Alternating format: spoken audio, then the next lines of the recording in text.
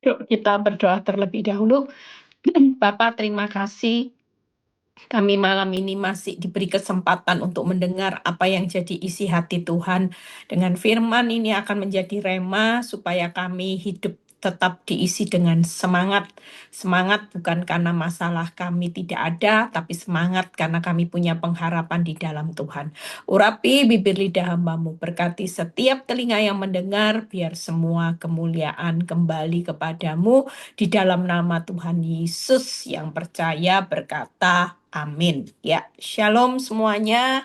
Tetap semangat. Terima kasih buat Pak Eko, Bu Oli ya, yang sudah memberikan kesaksian. Saya kenal keduanya itu cukup lama, bahkan barusan saya khotbah berapa kali, 4 kali ya, beliau terus mengikuti khotbah saya sampai 4 sesi, luar biasa ya.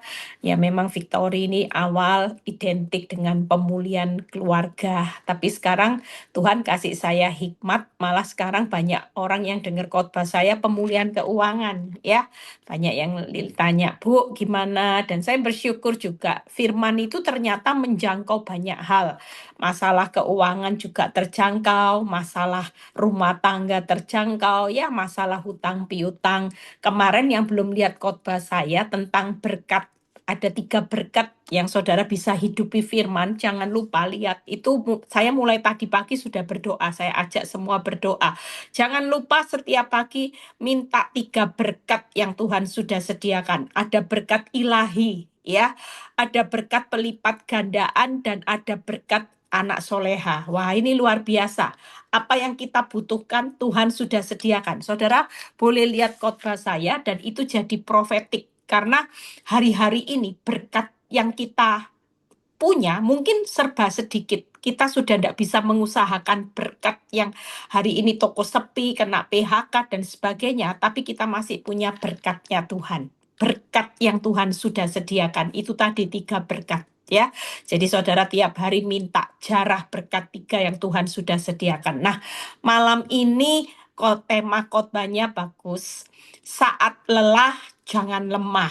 Nah, ini paling penting orang, kita bisa capek, kita bisa lelah karena keadaan yang tidak bertambah baik. Tapi satu hal yang Tuhan mau pesan buat kita semua, jangan pernah lemah. Ya, banyak orang yang sudah lemah rohani.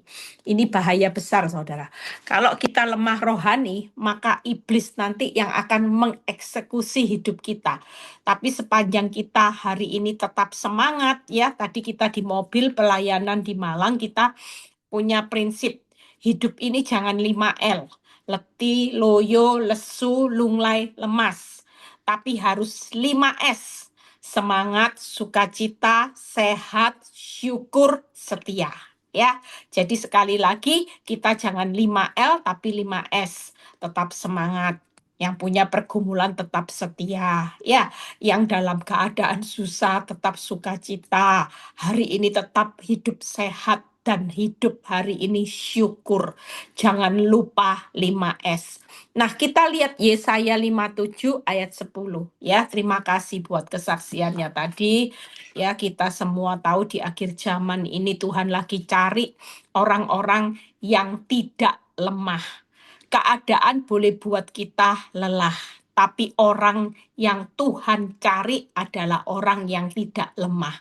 Karena iblis paling takut dengan orang yang hari ini punya semangat. Oleh perjalananmu yang jauh, engkau sudah letih lesu. Tetapi engkau tidak berkata tidak ada harapan. Nah, orang kalau tidak lemah, itu pasti punya pengharapan terus. Engkau mendapat kekuatan baru, dan sebab itu engkau tidak menjadi lemah. Hari ini kalau orang tidak menjadi lemah, hidupmu itu masih ada harapan. Kalau kita lemah, maka kita putus harapan. Kita tidak akan lihat harapan kita digenapi. Bahkan waktu kita tidak jadi lemah, hidup kita ini punya kekuatan yang baru tiap hari. Bahkan di 2 Korintus 4 ayat 8 yang berkata, dalam segala hal kami ditindas namun tidak terjepit. Jangan takut, yang hari ini sudah capek, sudah lelah, yuk katakan semangat, jangan lemah. karena masih ada harapan, masih ada kekuatan yang baru, tidak akan terjepit. Walaupun hari ini kita ditindas dengan masalah, ya, buat kita lelah, tapi kita tidak akan terjepit. Nah, saya ambil ayat di Mazmur 46. Ya, kita malam ini tidak keluar dari Mazmur 46 ayat 9. Apa yang firman Tuhan katakan, karena kita ini punya gunung batu. Saudara tidak perlu capek. Sebenarnya hidup ini sudah aman. Orang banyak putus asa karena merasa mengendalikannya sendiri. Keuangan sudah terpuruk, berusaha mengendalikan dengan akal pikiran kita, ya, kehebatan kita. Kita ini manusia itu ada batasnya. Tuhan tahu bahwa kita ini punya keterbatasan, makanya kita nggak bisa hidup di luar Tuhan. Saat kita sudah terbatas, maka kita datang kepada sumber yang tidak terbatas. Nah, di Mazmur 46 ayat 9 sampai 11, yuk kita baca terlebih dahulu. Ada 3 step bagaimana kita lelah jangan menjadi lemah. Saat lelah jangan menjadi lemah. Pergilah, pandanglah pekerjaan Tuhan. Lihat ya, kita ini lelah, kita lemah karena kita memandang masalah terus. Tapi firman Tuhan mengajak malam ini, siapa yang lagi lemah, hari ini kau lelah, lemah ya, 5L itu tadi, letih, lesul, loyo, lemah, lemas ya, semuanya LL itu kita mulai angkat wajah kita memandang Tuhan yang mengadakan pemusnahan di bumi, yang menghentikan peperangan sampai ke ujung bumi, yang mematahkan busur panah, menumpulkan tombak, membakar kereta-kereta perang dengan api. Kalau kita memandang Tuhan, kita tahu bahwa Tuhan yang kita pandang itu bukan Tuhan yang tidak punya kuasa. Tuhan yang berkuasa atas seluruh ujung-ujung bumi, dari ujung ke ujung dia penguasa. Nah, ayat 11, diamlah dan ketahuilah. Ada perintah yang kedua, ya, yang tadi disuruh pandanglah Tuhan. Perintah yang kedua, ketika kita capek lelah, diamlah. Dan yang ketiga, ketahuilah bahwa akulah Allah. Aku ditinggikan di antara bangsa-bangsa dan ditinggikan di bumi. Kita itu seringkali capek karena kita lagi memikirkan bagaimana solusi untuk memecahkan masalah saat kita lagi terjerat hutang, saat kita lagi terjerat masalah usaha yang menurun, masalah rumah tangga, masalah anak-anak. Ada 3 perintah yang kita akan pelajari, yaitu yang pertama adalah pandanglah, ya. Kita buka PowerPoint-nya, suruh pandang pekerjaan Tuhan. Kita jangan memandang kemampuan kita, jangan memandang lagi yang namanya masalah. Ini waktunya rasa lelah kita berubah menjadi semangat. Kalau orang lihat masalah terus, hidupmu pasti capek, hidupmu pasti lemah, kita akan putus asa. Tapi kalau kita tahu, pandang apa yang Tuhan lakukan, pekerjaan Tuhan itu tadi, Tuhan itu adalah Tuhan Allah yang bisa menghentikan peperangan sampai ujung bumi, yang mengadakan pemusnahan di bumi. Itu berarti selama kita masih hidup di bumi, masih ada pekerjaan karya Tuhan yang hebat, yang dahsyat, yang menyertai saudara dan saya.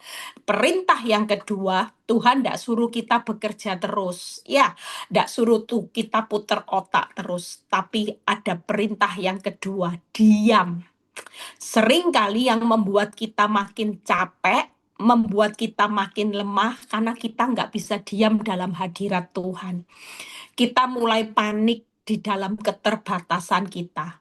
Kita mulai takut di dalam kehidupan masalah kita. Ini yang membuat orang takut, orang khawatir, orang cemas. Itu sangat menguras tenaga. Sekali lagi, orang takut, khawatir, cemas, itu sangat menguras tenaga kita. Apalagi pikiran kita. Banyak orang nggak bisa tidur hanya karena beban takut, khawatir, cemas atas sesuatu yang belum terjadi. Makanya perintah Tuhan, yuk pandang pekerjaan Tuhan. Diamlah. Dan yang ketiga ada kata ketahuilah. Dari 3 hal ini, saya berharap firman ini akan meringankan beban hidup kita. Kalau kita hari-hari ini berjalan dengan beban yang sangat berat, seperti ada backpack ya di punggung saudara. Dan Tuhan berkata malam ini, aku mau engkau melepaskan beban hidupmu yang berat. Untuk engkau melibatkan aku turut bekerja bersama-sama. Ya, artinya pikul lakuk yang kupasang, hari ini kita ndak boleh lagi cuman hidup bagaimana memandang masalah, memandang pekerjaan kita, bagaimana usaha kita yang sudah gagal, kita merasa bahwa hidup kita terpuruk dengan apa yang terjadi, itu akan semakin membuat kita lemah. Tapi waktu kita memandang Tuhan, kita diam, semakin kita mengetahui siapa Tuhan yang di pihak saudara, itu semakin kita merasakan kelegaan. Yuk kita lihat apa yang perlu kita pandang. Kita hari ini pandang ya, hari-hari ini tidak gampang saudara. Ada banyak orang yang sudah banyak ketakutan sampai panic attack. Sampai rasanya ketakutan itu tidak masuk akal ya. Mereka sudah habis-habisan hari-hari ini. Selama kita tidak punya iman, kita tidak berdiri di atas iman, kita cuma berdiri di atas fakta karena mata kita terus melihat fakta, tidak melihat iman percaya kepada Tuhan, maka kehidupan kita akan semakin terpuruk. Hari-hari ini yang membuat kehidupan orang benar itu semakin terpuruk saat kita semakin memandang masalah. Semakin memandang masalah, memandang keadaan fakta yang terjadi, maka kekuatan kita semakin habis. Hari ini Tuhan mau malam ini, siapa yang lagi lelah, yang lagi lemah, yuk pandang Tuhan. Siapa yang bisa mengalahkan kekuatan Tuhan? Kalau Tuhan berkata, di bumi ini, selama kita hidup di bumi, walaupun Tuhan tuh tidak kelihatan, tapi dia tetap pegang kendali hidup orang benar secara luar biasa. Tidak ada kehidupan orang benar yang tidak bisa hari ini melewati setiap fase kehidupan musim, walaupun terberat, terpuruk, terparah sekalipun, kalau kita berjalan bersama Tuhan, pasti lihat Mazmur 46 ayat 2 sampai 3. Hari ini kita pandang, siapa yang kita pandang, bukan Tuhan yang biasa-biasa. Hari ini yang kita tahu, kalau saya selalu mengalami keadaan yang menakutkan, saya selalu berkata, masalahku biasa-biasa. Hanya Tuhanku yang luar biasa. Iblis selalu berusaha memutarbalikkan fakta. Iblis selalu menanamkan di dalam cara pandang kita bahwa masalah kita lah yang luar biasa. Kita selalu diberikan intimidasi oleh iblis untuk memandang masalah yang luar biasa, sehingga kita hari ini tidak bisa melihat kebesarannya Tuhan. Apa yang dikatakan Mazmur 46 ayat 2 dan 3, pemazmur berkata, Allah itu bagi kita tempat perlindungan dan kekuatan. Sebagai penolong dalam kesesakan akan sangat terbukti. Itu yang perlu kita pandang. Sebab itu kita tidak akan takut sekalipun bumi berubah, gunung-gunung goncang di dalam laut. Hari ini masalah apa sih yang lebih besar dari bumi berubah, gunung-gunung goncang di dalam laut? Itu pun firman Tuhan berkata, kita tidak akan takut. Kenapa? Karena kita memandang Tuhan yang pertama. Tuhan itu tempat perlindungan yang teraman. Jadi kalau kita hari ini tidak aman, jangan takut. Masih ada Tuhan tempat perlindungan yang aman, teraman. Yang kedua, kalau hari ini engkau sudah tidak punya kekuatan untuk bangkit kembali, maka kita perlu memandang Tuhan sebagai sumber kekuatan yang tidak terbatas. Mungkin hari ini engkau sedang dalam kesesakan, Tuhan itu pertolongan dalam kesesakan sudah sangat terbukti. Jadi kita hari ini yang sudah dalam keadaan 5L, lemah ya, lesu, letih, loyo, lunglai, Maka kita hari ini jangan sampai kita mulai malam ini melihat masalah, melihat rekening koran, melihat buku tabungan, melihat omset penjualan, melihat ya handphone suami, semua bukti-bukti yang buruk mulai kita tutup malam ini. Mata kita tertuju kepada Tuhan dan kita katakan bahwa aku punya tempat perlindungan yang teraman.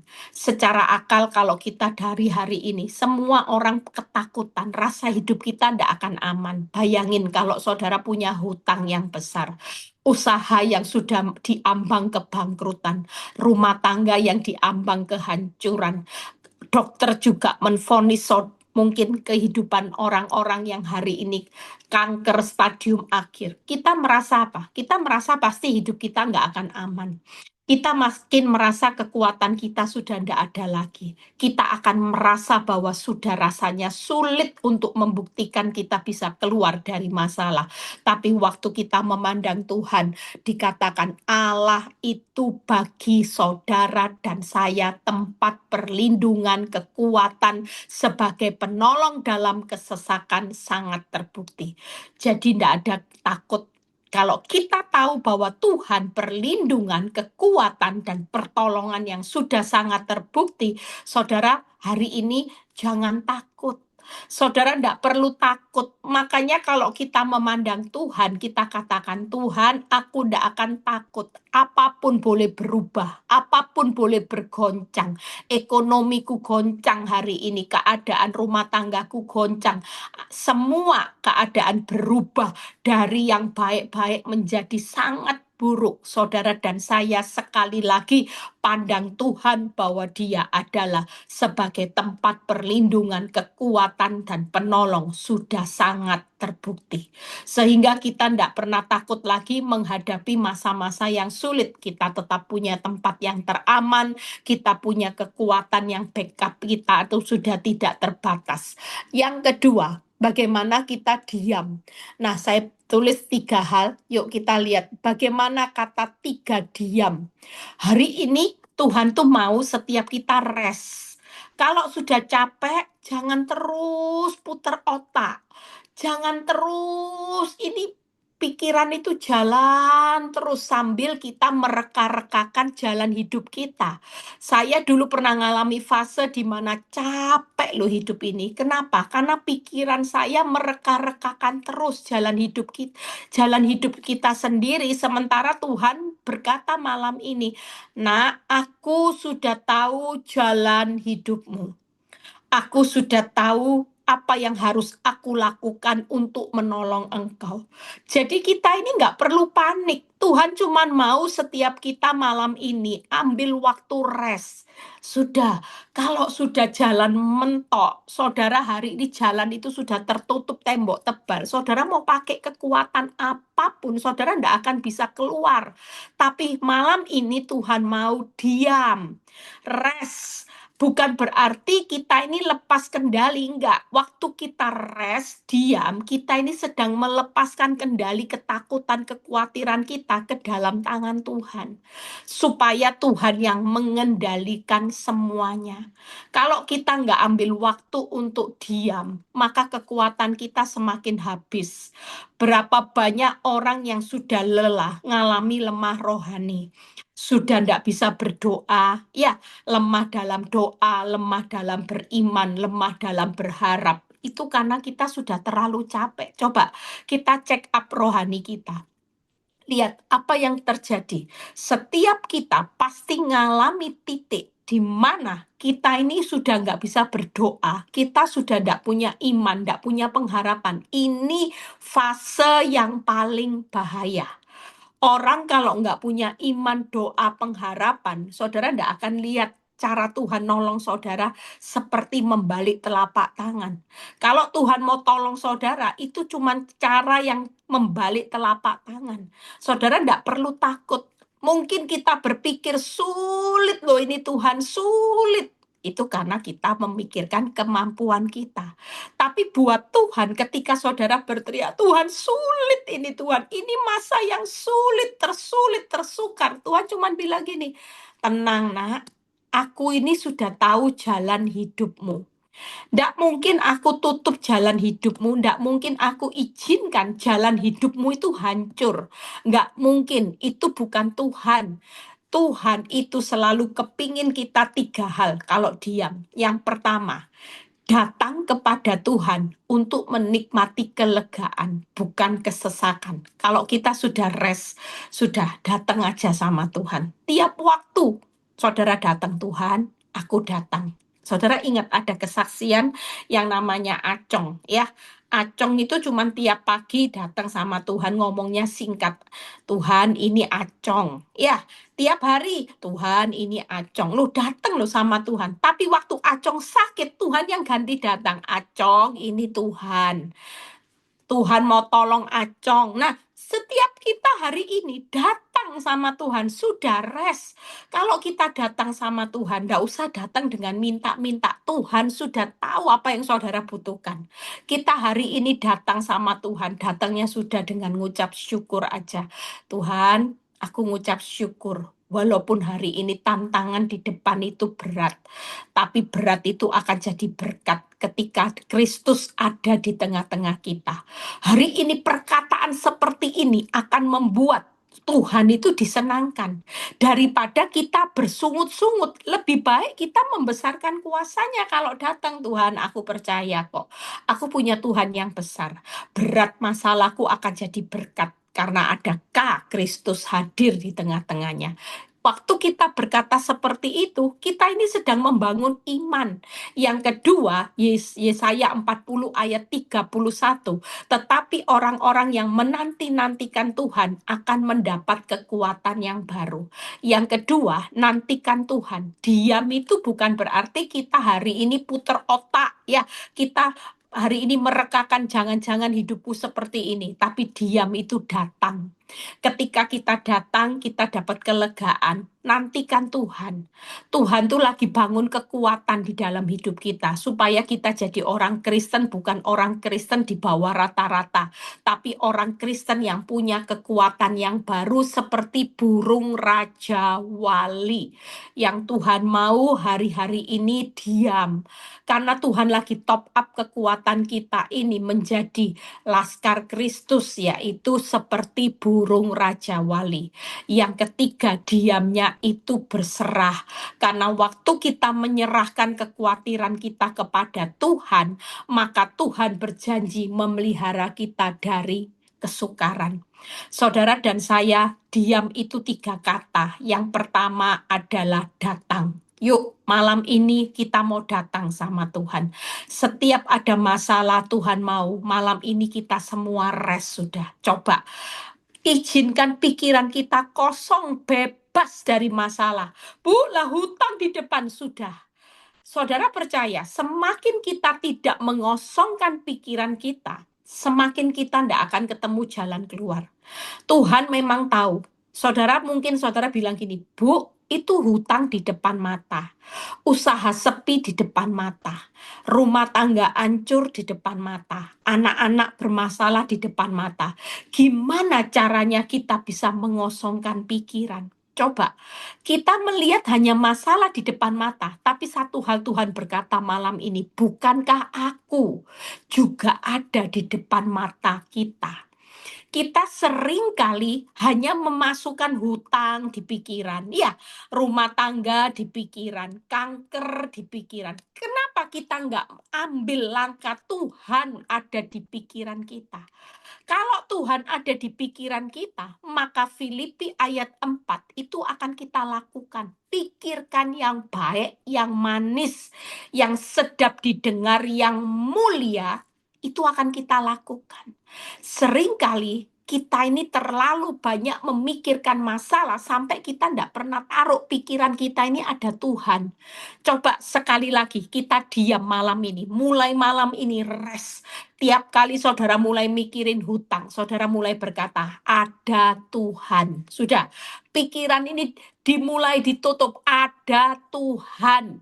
Sehingga pikiranku harus pikiran yang baik, yang manis, yang sedap didengar. Sudah, datang sama Tuhan, tapi tetap pikiran bukan hutang. Berapa banyak kita datang sama Tuhan, tapi yang ada di dalam pikiran kita hutang. Sehingga waktu kita menyembah Tuhan, kita puter-puter, ndak konsentrasi. Nanti mikir, aduh kurang kurang 1 juta, cari utangan di mana ya, pinjol, pinjol, pinjol. Sementara loh kita menyembah Tuhan, kita bisa mikirin pinjol.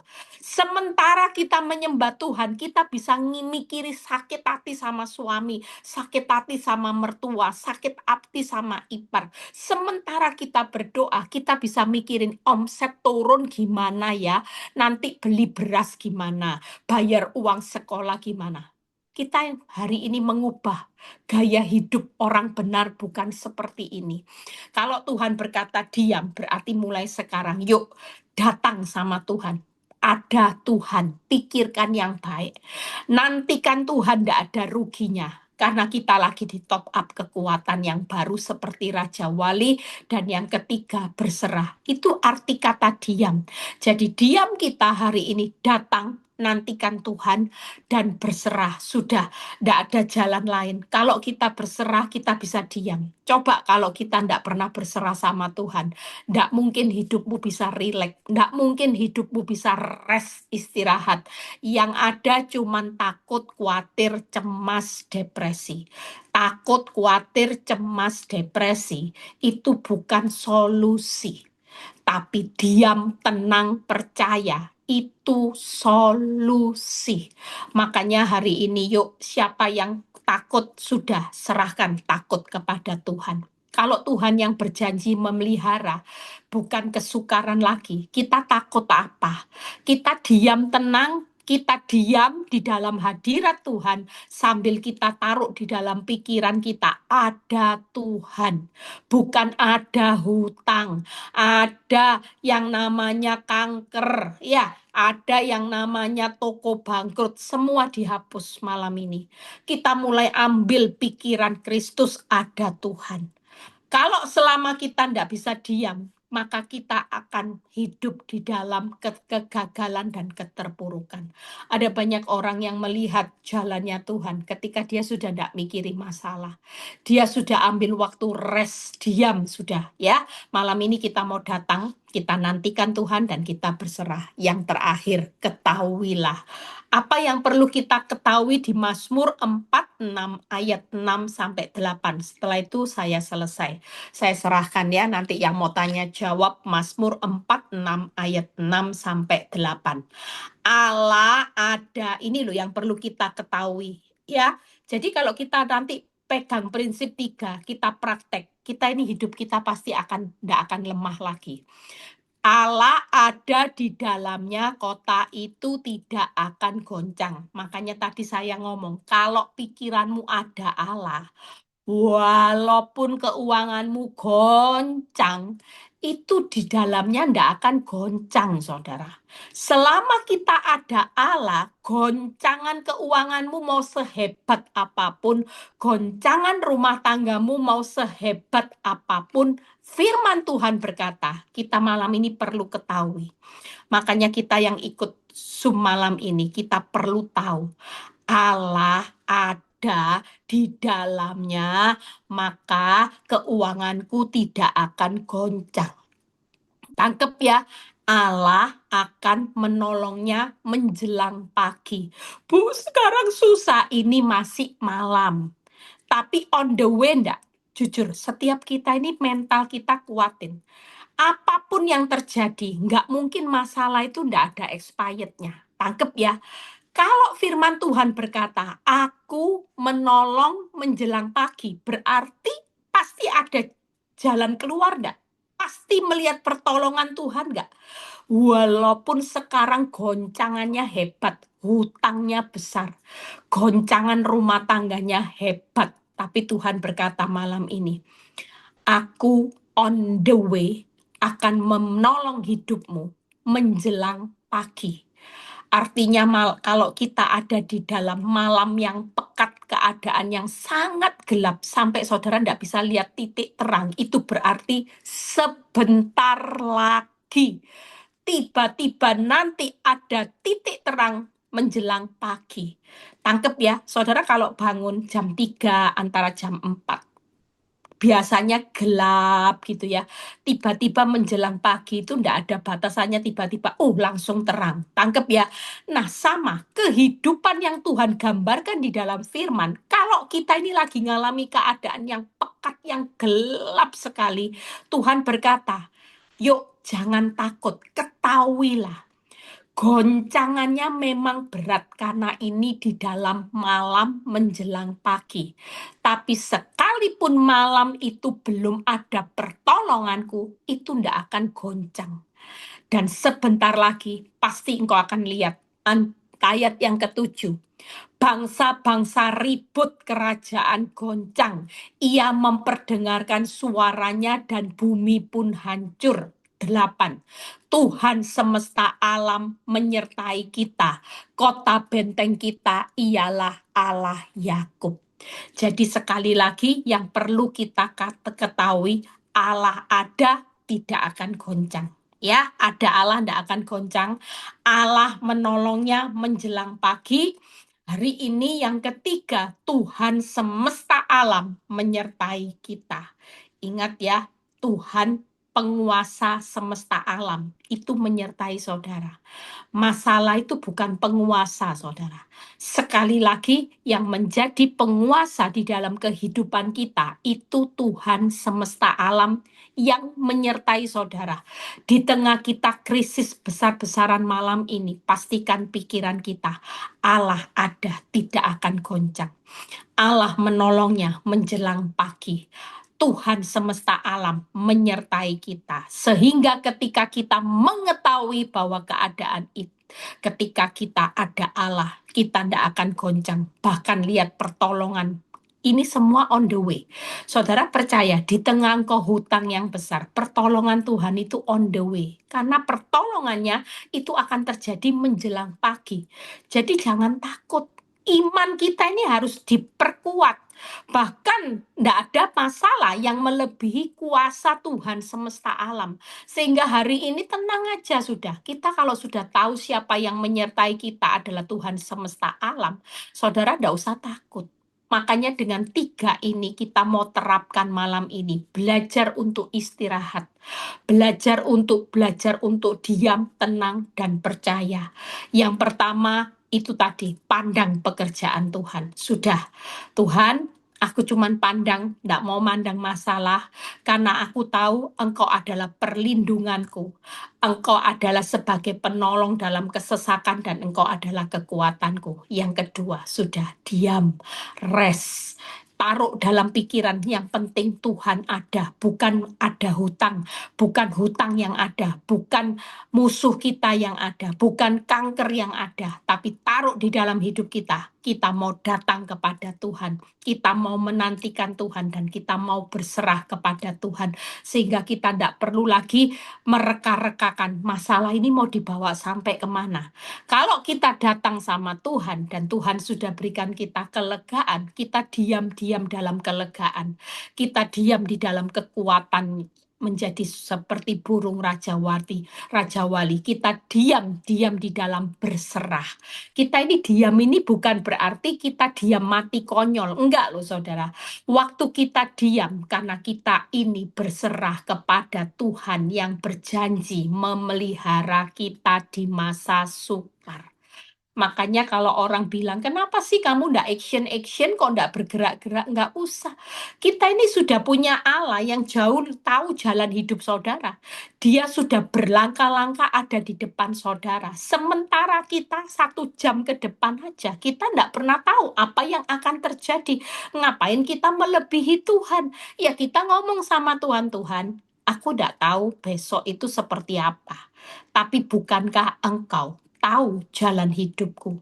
Dan aku percaya kuasamu itu tidak akan kurang untuk menolong aku. Nah, kalau kita sudah mengatakan seperti ini, ya sudah, kita pandang Tuhan, kita diam, ya, rest malam ini. Ingat loh, mulai malam ini taruh di dalam pikiran kita paksa. Jangan sampai iblis paksa saudara memikirkan sesuatu yang diajak jalan-jalan untuk memikirkan ketakutan. Iblis seringkali paksa kita, padahal Tuhan juga paksa saudara. Coba kalau saudara baca di Filipi 4 ayat 8 ya. Filipi 4 ayat 8 berkata, nah, pikirkan. Nah itu berarti Tuhan itu paksa loh kita untuk pikirkan. Iblis seringkali lebih berkuasa untuk saudara memikirkan apa yang dikatakan iblis daripada kita memikirkan apa yang dikatakan Tuhan. Hari ini pikirkan ada Tuhan. Selama ada Tuhan, jalan hidupku tidak akan buntung, pasti berhasil. Jalan hidupku tidak akan jadi ekor, pasti jadi kepala dan naik. Nah, itu yang kita pikirkan ya. Jadi 3 hal. Nah, quote-nya yang terakhir, yuk kita baca sama-sama. 3 hal ya. Jadi mulai sekarang Allah ada, tidak akan goncang ya. Allah menolongnya menjelang pagi, bantuan semesta alam menyertai kita. Baca quote yang terakhir. Nah ini quote yang terakhir, yuk kita baca sama-sama. Hari ini jangan takut ya. Lelah boleh, tapi jangan lemah rohani. Jangan menjauh dari Tuhan dan jangan menyerah. Ya, 3 hal diingat-ingat, jangan pernah mau jauh dari Tuhan, jangan lemah rohani, jangan menyerah. Yaitu dengan 3 cara. Jangan lihat lagi masalah, sudah mata ditutup. Masalah ini tidak akan selesai kalau belum waktunya Tuhan. Kalau memang masih diproses, ya sudah, jalani, nikmati, syukuri setiap masalah. Yang penting kita pandang Tuhan aja. Pandang Tuhan, diam sudah ya. Datang, nantikan, berserah. Dan yang ketiga, sudah lakukan, yaitu ketahui. Kita tidak boleh mengetahui hutang kita besar. Jangan hanya mau tahu masalahku di mana, ya keadaanku gimana. Tuhan Yesus memberkati.